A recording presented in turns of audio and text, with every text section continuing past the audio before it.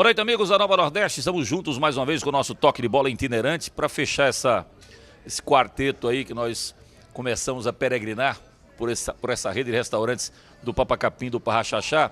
Nós estamos hoje fazendo do Parra Xaxá de Casa Forte.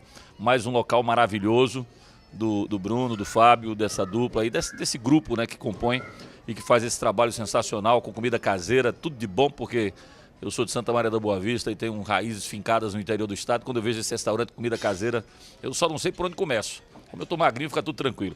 E para você que já está acostumado, a gente tem sempre um papo interessante às noites do sábado e sempre o nosso jargão. Para você que não gosta de novela mexicana, você vem para cá dar uma passeadinha aqui que tem coisa interessante para você ver.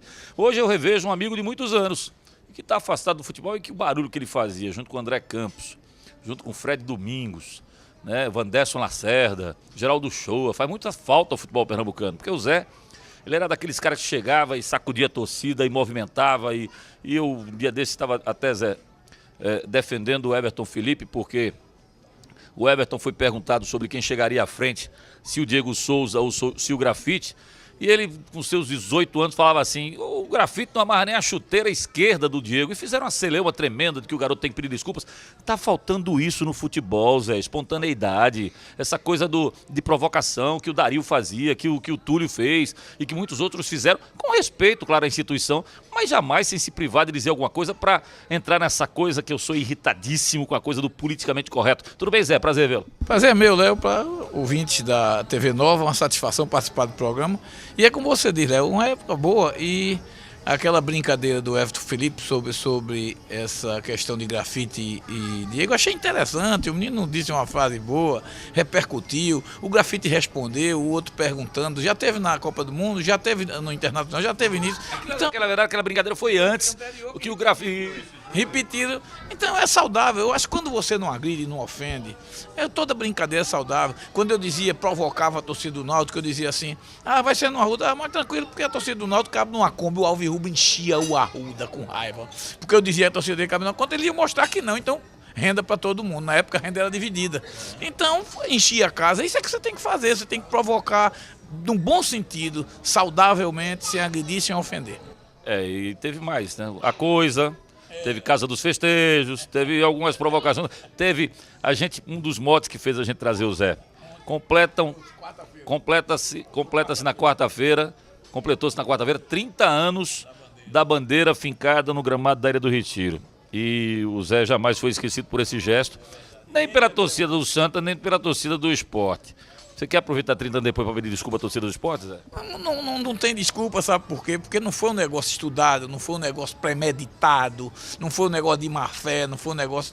foi um negócio naturalíssimo. Acabou o jogo, um jogo dificílimo.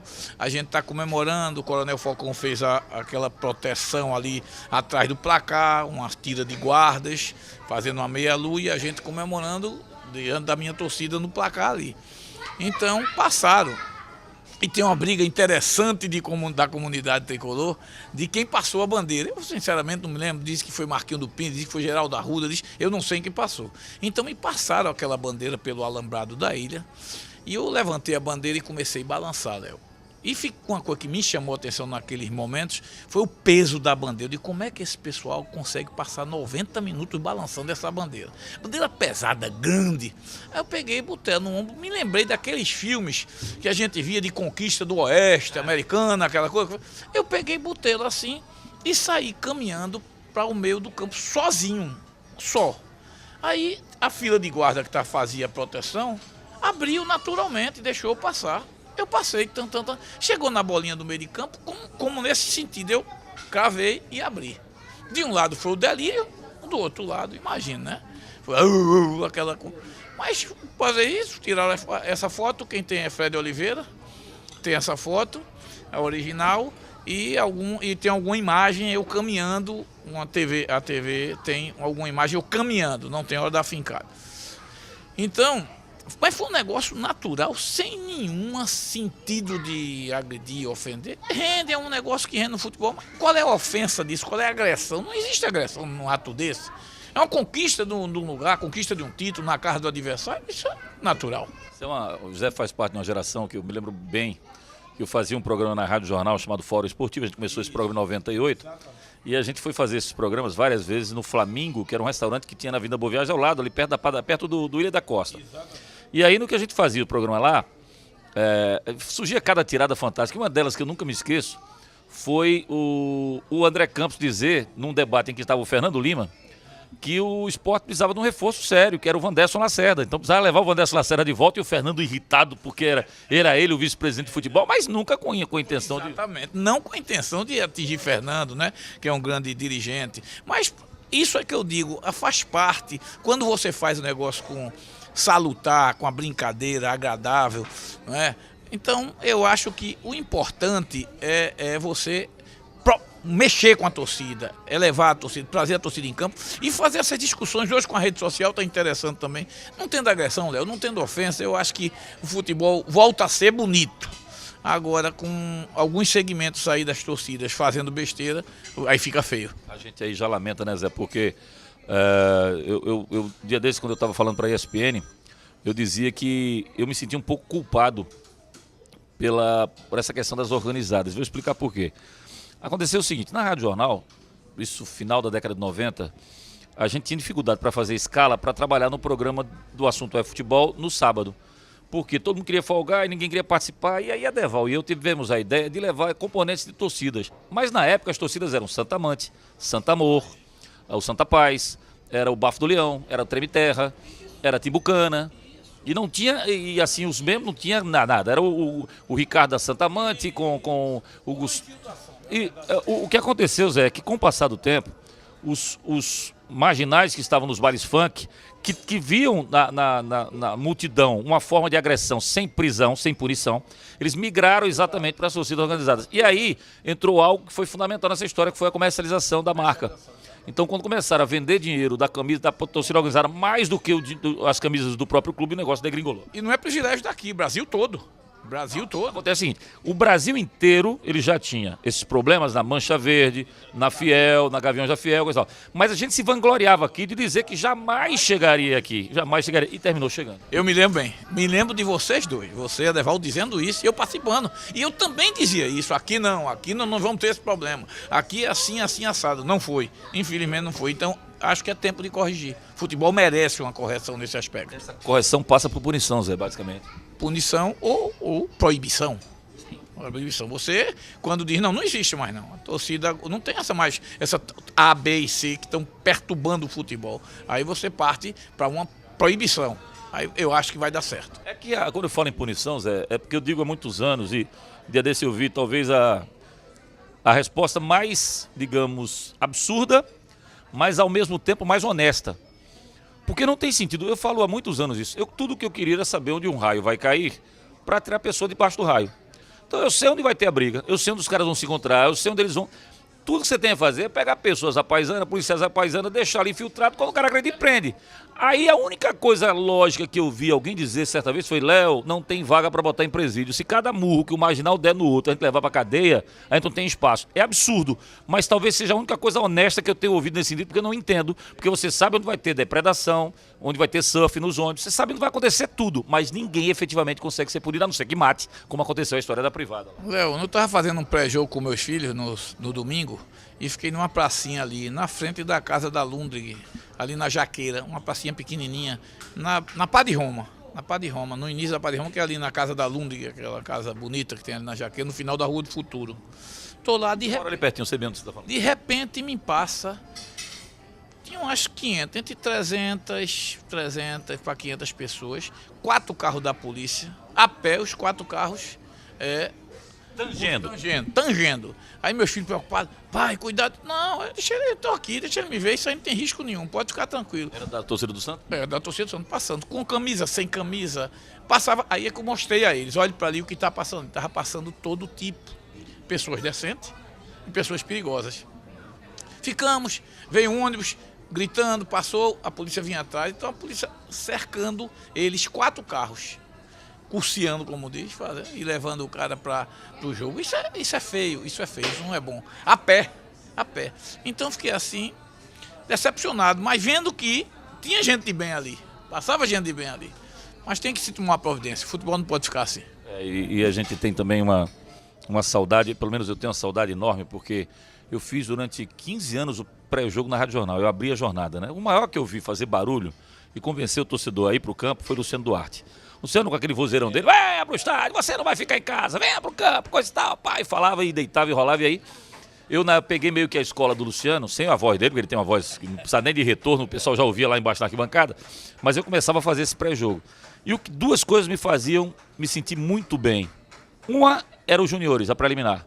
O esfria-sol, em que a gente já via futebol, então eu ficava narrando a partida preliminar e ficava vendo a movimentação. E a segunda coisa que me agradava, Zé, era a história do quem chegou primeiro ocupa espaço. Ou seja, o Arruda ele era dividido com sanfona, e aí a sanfona ela iria migrando para um lado e para o outro, de acordo com o torcedor que chegasse no estádio. Que falta faz isso? É pra boa, mas eu acho que é tempo ainda de fazer isso. É tempo de recuperar, é tempo de os clubes começarem a se preocupar, Santa Cruz Esporte e Náutico. Eu penso muito nisso, sabe? Eu acho que a gente está no momento agora que se a gente conseguir superar o apartheid financeiro, a gente vai começar a evoluir, certo? Isso aí, de 2010 para cá, parece estar começando a melhorar quando foi com o fim do Clube dos 13. Então, está diminuindo, mas muito pouco. Precisa diminuir muito mais. Esse apartheid, ele me fez refletir sobre uma frase dita por um doido, mas que disse algo que me fez pensar. Disse que ninguém é doido por completo, né? E foi o Jorginho, não o Jorginho auxiliar do Dunga, o outro Jorginho que passou aqui pelo Náutico. Ele estava no Bahia e ele falou assim: vocês querem o quê, ô, torcedores do Bahia? Vocês acham que vocês vão voltar a ser campeões brasileiros? Nenhum clube fora do G12 vai ser campeão brasileiro com essa discrepância financeira. Nenhum clube, aguardem. E aí, Zé, eu comecei a nominar esse clube dos 12 de Ferraris. 4 São Paulo, 2 de Minas, 2 Rio Grande do Sul. Para alguém ser campeão furando essas Ferraris, as 12 tem que quebrar. Ao mesmo tempo. Vão quebrar 2, 3. Está sempre uma na Série B, recalchutando, mas sem perder força. Continua sendo Ferrari, ganha dinheiro. Mas para caírem as 12, para quebrarem as 12, é muita incompetência junto, quer dizer, é difícil. É difícil. Eu digo, Léo, eu peguei os números desse ano. O contrato fechado. O Corinthians está recebendo 1 bilhão em 5 anos e o Flamengo 1 bilhão em 5 anos, 200 milhões por mês. Aí vai descendo, chega em nós. Esporte se vangloria, que recebe muito, 40 e pouco. E o Santa, por causa de uma TV que fez concorrência, ficou em 25. Então, como é que você pode concorrer com 200 por ano, que dividido por 12 dá 17, né? 17 milhões por mês, e você ficar com 2 milhões por mês? É difícil. Então tem que diminuir esse apartheid financeiro, pegar o modelo da Premier League de Londres, que é o melhor do mundo, e aplicar aqui. Vamos ver se tem, aí é que eu digo, se tem força política, e a CBF quer corrigir isso para começar a pressionar a emissora, a quem compra o futebol e os clubes para fazer isso e dividir melhor o bolo. Você tem que fazer o ranking. Você tem que mesclar o ranking, mesclar com o PPV, com a quantidade de gente que compra pacote, televisão, audiência, e aí você vai chegar num número mais justo, né? Que fez apesar da discrepância, ele é 17º em termos financeiros, mas a discrepância já não é tão grande a ponto de o Leicester ser campeão. Exatamente, era o exemplo que eu ia dar. Por quê? Porque é o exemplo de distribuição de rendas no futebol. Com esse apartheid a gente vai penar, vai sofrer. Tá aí agora, o Santa perdeu o Milton Mendes e a Lírio, o Milton Mendes e o Tininho sentado na mesa confessaram que não puderam dar a Milton a qualidade pela diferença que existe de jogadores nos clubes do G12, como eu digo, e o G8, né? Hoje está 10-10 porque o Botafogo está mal e o Vasco está na segunda, então hoje é 10-10, né? Porque o Botafogo não está bem, a gente não pode incluir ele lá em cima, mas como você disse, sempre tem um lá embaixo, mas vai ficar sempre ali. Só tem um clube no Brasil que eu considero emergente, e que pode vir a ser esse 13 de fato, que nunca foi o Bahia. O Bahia foi geografia, como você também conseguiu trazer aqui para o Santa. Naquela briga, eu lutei muito e eu disse, olha, para vocês que quiserem fazer um negócio, a Copa União bonita, você tem um pouco mais legitimado. Você tem que trazer um do centro, um do sul e um do nordeste. Não, o nordeste vai ser o Santa, eu sei, mas traga Curitiba e traga Goiás. Até hoje o pessoal do Curitiba e Goiás é grato a mim, até hoje. Eles se lembram desse episódio, fui eu que consegui, sem falsa modéstia, que não precisa estar fazendo isso, mas na minha briga lá pelo Santa, eu arrastei o Goiás e o Curitiba, eles eram gratos e reconhecidos. Então eu acho que é por aí, você tem razão. Quem é o emergente que você falou que podia ser, que o Gabriel foi geográfico?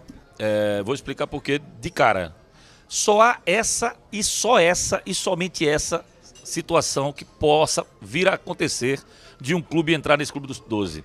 é se manter na primeira divisão o maior tempo possível. Porque se você se mantiver, você vai ganhar poder de barganha. Toda vez que vier negociado, não, então não transmite os outros, não transmite os outros.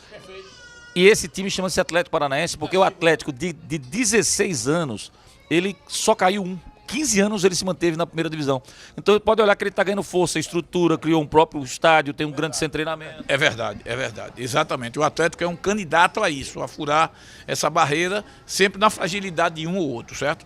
Agora, eu acho o que, se isso está aí, essa corrente não for puxada pelos presidente aproveitando o momento de vulnerabilidade da CBF, que ela está vulnerável agora, é o momento de chegar e fazer isso. Sem dúvida, tem que haver um movimento para que essa discrepância diminua.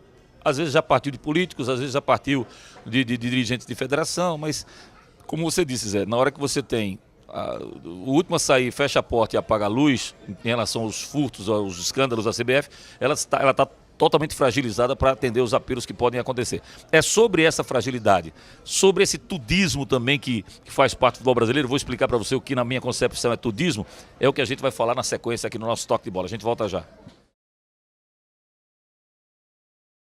Voltamos aqui no nosso Toque de Bola, hoje com o Zé Neves Filho, ex-presidente do Santa, durante 2 mandatos, né, Zé? 3. 3 mandatos, né? Exatamente. Quem foi que botou o apelido de você, presidente arretado, você lembra? Foi a torcida, porque eu disse que ela era... Teve um jogo que ela deu um show, realmente, não me lembro esse jogo, queria me lembrar desse jogo, eu acho que no meu recortes eu encontro. Então eu disse que ela era uma torcida arretada. No outro dia, apareceu uma faixa lá, torcida arretada, já criaram a torcida arretada. Foi uma torcida pequena, ficou um tempo, aí depois de 3, 4 meses, aí quando eu vi presidente arretado, então pegou o presidente arretado, é bom. O Zé, os dois... Isso compensa aquela história de que todo presidente, quando vai no clube, né, ele é ladrão, né? Quando perde primeiro a mãe, segundo a mulher, terceiro você, né? Então, a torcida quando perde atinge assim, filho dessa, corno chifrudo e ladrão, né? Então, já me disseram, é por isso que eu digo, eu criei meus filhos e meus amigos com essa mostrando isso. Disseram que eu roubei o Santa Cruz porque umas garrafas desapareceram, garrafa varia casco. Então, você ri, mas é você que é emoção. Eu sei o que eu fiz, meus amigos sabem o que eu fiz, quem me conhece sabe. Então, isso daí compensa, eu digo sempre, compensa e compensa esse outro tipo de agressão que é da boca para fora, certo? E que Júlio José Bezerra dizia assim, o saudoso Júlio José dizia o seguinte, o cara para ser presidente do Santa Cruz tem que gostar de ser presidente. Ele sempre defendia que eu fosse candidato, porque eu dizia, eu gosto de ser presidente do Santa Cruz. E outros dizem, não, é um sacrifício, não porque é uma difícil. Não, convocação do torcedor. Não, e como eu dizia que gostava de ser presidente, ele falava muito. Então, essa compensação do presidente arretado supera qualquer insinuação. Ah, ladrão, não sei o que lá. Que existe e existiu. Mas ninguém agrada a todo mundo, né? Ninguém consegue agradar a todo mundo. O bom do futebol, eu quando fui ser gerente do Náutico, eu não entendia. Eu achava que todo dirigente tinha algum interesse para entrar num clube. E passava por isso também. Só primeiro, o Náutico não tinha nem dinheiro para roubar, né? Porque na época não tinha. Eu brincava com a Adelson dele, porque a Adelson estava no esporte. Eu chamava de. Tinha um personagem de Paulo Gracindo e de Brandão Filho, que era o primo pobre e o primo rico. Exatamente. E o primo rico era o Paulo Gracindo, que comia caviar, que não sei o quê. E tinha o primo pobre, que era o Brandão, que dizia, consiga um pedacinho de pão para mim. Pronto, eu era o primo pobre, tentando fazer dinheiro lá no Náutico. Mas eu entendi um pouco que a grande motivação de um dirigente para ele participar efetivamente, além, claro, de gostar do clube, é a rede de amizades. Você conhece muita gente, então você fez uma rede muito legal. E dentro dessa rede, houve situações interessantíssimas. Você montou um time em 86 com o Moisés, e depois o Moisés sai e vem para cá um cara que até hoje eu tenho saudades dele, porque quando a gente se reencontra, a gente lembra daquelas passagens daquela época, chama-se Abel Braga, né? Que foi o Abelão, ele teve aqui, infelizmente depois quando ele voltou, alguns anos, eu estava no Náutico, foi em 96 quando ele teve aqui de volta, ele não se ouve muito bem, mas quando ele teve no Santa a primeira vez, daqui ele subiu para o Brasil, foi embora para o Internacional. No ano seguinte, ele decidiu o Campeonato Brasileiro com o Internacional, pelo Internacional, perdeu para o Bahia, numa fatalidade, até porque o Inter era favorito naquela oportunidade. E decidiu lá no Beira-Rio, ele perdeu 2-1 de virada em Salvador e foi 0-0 a partida final. Mas o Abel foi, sem dúvida, um dos caras que mais marcou o Santa Cruz. Eu acho Evaristo e Abel e Casalber Silva são os 3 treinadores que marcaram o Santa Cruz. Se Abel chegasse hoje no Santa Cruz, o Santa Cruz estava salvo. Eu estava falando com você no programa, Léo, que o Santa hoje precisa de um treinador que acabe...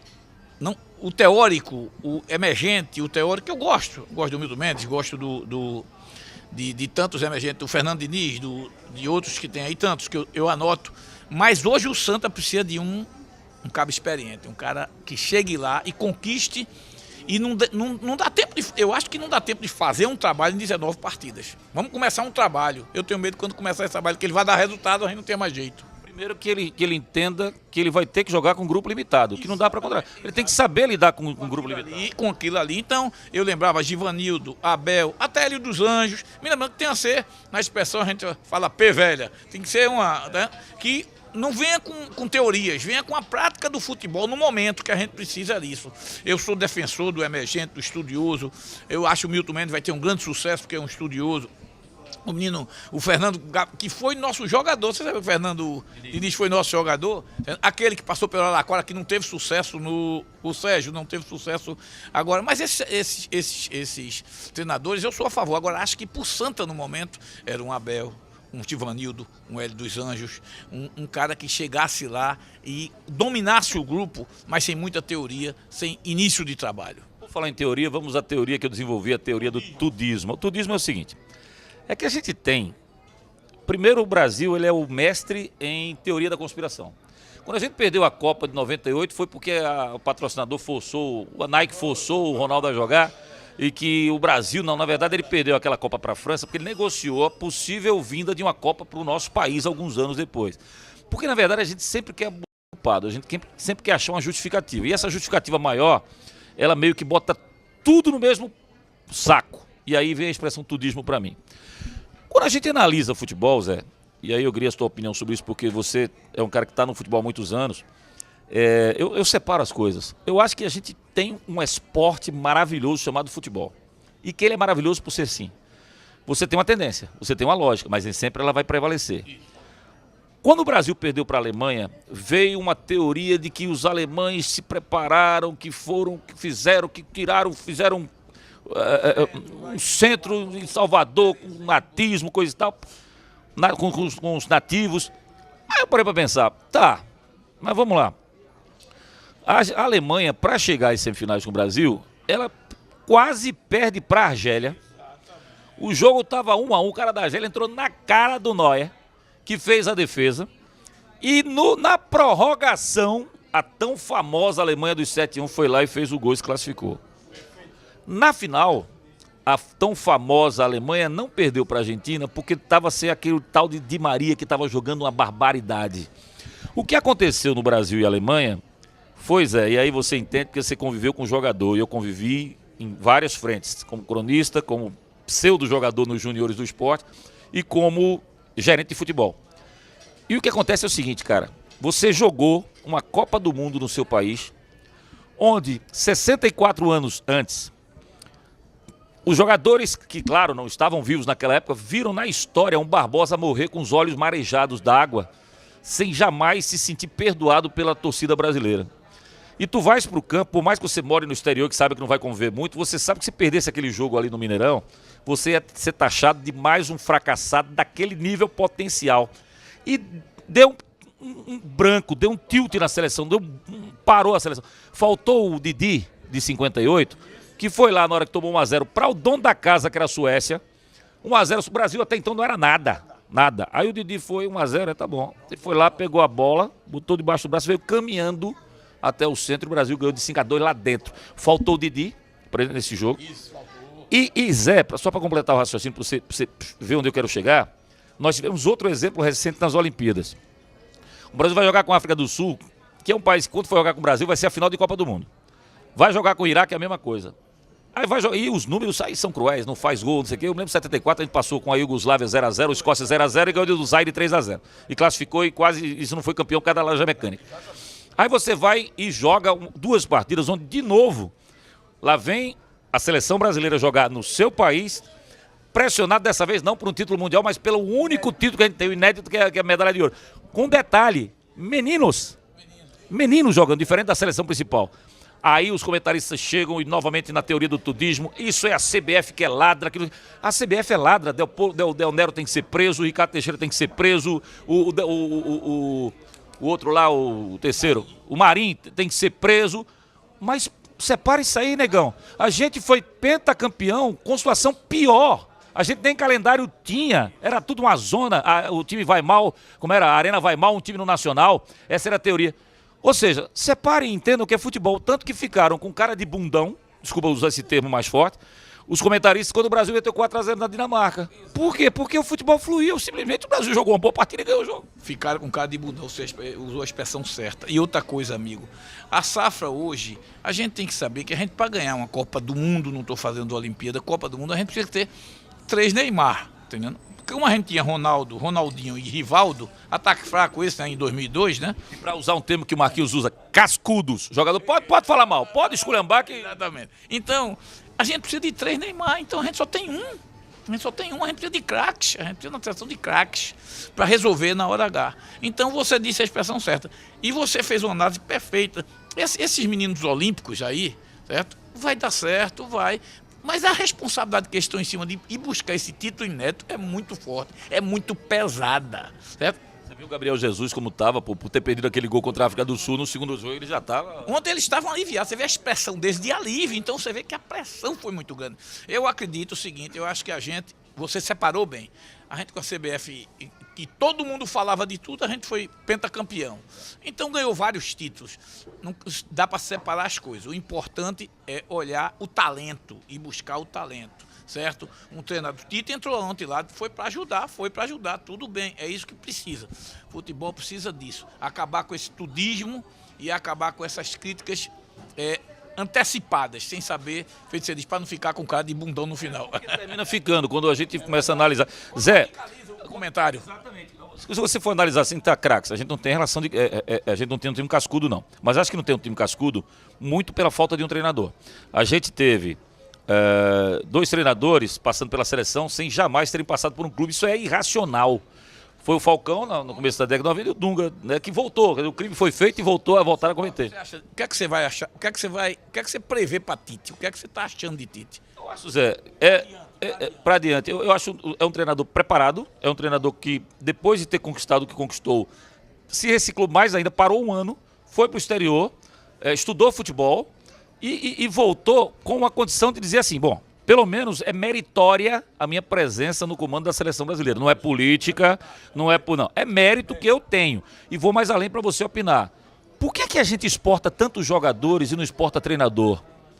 Por que a gente tem milhares e milhares de jogadores no Brasil jogando a Champions League na reta final? Todo time que estava no mata-mata tinha pelo menos um jogador brasileiro. Treinador, zero. Aí o que eu consegui captar da maioria é o seguinte, língua. Ninguém fala inglês fluentemente. Se não fala fluentemente que inglês, amigo, você não consegue passar a mensagem. Jogador, dá lá. Aí a bola chega. Mas treinador, não, ele que tem que explicar para o cara. Então a língua. E fundamentalmente, quem me disse isso, o Falcão, e eu comecei a pensar, o Falcão falou assim, Léo, é tanto talento no futebol brasileiro que o treinador às vezes não precisa fazer nada e é campeão. Lá, se ele não correr atrás, não estudar, ele não vai conseguir chegar, não. Verdade, você vê Guardiola quando foi pro Bayern, fez um curso de alemão anterior e chegou lá falando correntemente alemão. Então, a língua dificulta muito, a gente não exporta. A gente teve uma experiência com Vanderlei que não deu certo. No Real. E Pipão no Chelsea. No Chelsea também não deu certo. Então, é isso que eu digo. Você lembrou bem. Eu acredito que Tite, por isso que eu fiz a pergunta a você, eu acredito que Tite, com essa modernidade que ele adquiriu, eu acho que e ontem eu acho que teve o dedo dele. Ontem não, quer dizer, na quarta-feira, teve o dedo dele. Então, eu acho que é importante a gente acreditar e esses talentos vão surgir. Sérgio, a gente chega ao final aqui da nossa entrevista. Deixa eu fazer uma pergunta para você. Um dia você vai voltar a ser presidente do Santa? Se não tiver ninguém, eu volto, não tem problema nenhum. Mas foi com esse discurso que você chegou, acho que foi Vanildo que renunciou em 80, né? 80 e... As 2 vezes, as 3 vezes foi assim. Ninguém queria. É muito. Não vai ficar órfão. Santa não fica órfão jamais, eu estou lá presente. Tá aí o Zé Neves Filho, presente aqui com a gente no nosso programa Toque de Bola. Eu lembro a você mais uma vez, amanhã tem o Tá na Rede ao vivo, com todos os lances, melhores momentos e tudo está acontecendo. Lembrando que o Campeonato Brasileiro não para. Para o da Série B, mas o da primeira divisão não para. Paralelamente às Olimpíadas estão ocorrendo os jogos e você vai ver melhores momentos, lances polêmicos amanhã ao vivo, aqui na Nova, a partir das 9 da noite até as 10h30 da noite. O Toque de Bola volta no próximo sábado, às 10 para as 8 da noite. Obrigado, Zé, pela presença. Valeu, obrigado. Estamos aí prontos para sempre. A gente volta. Tchau.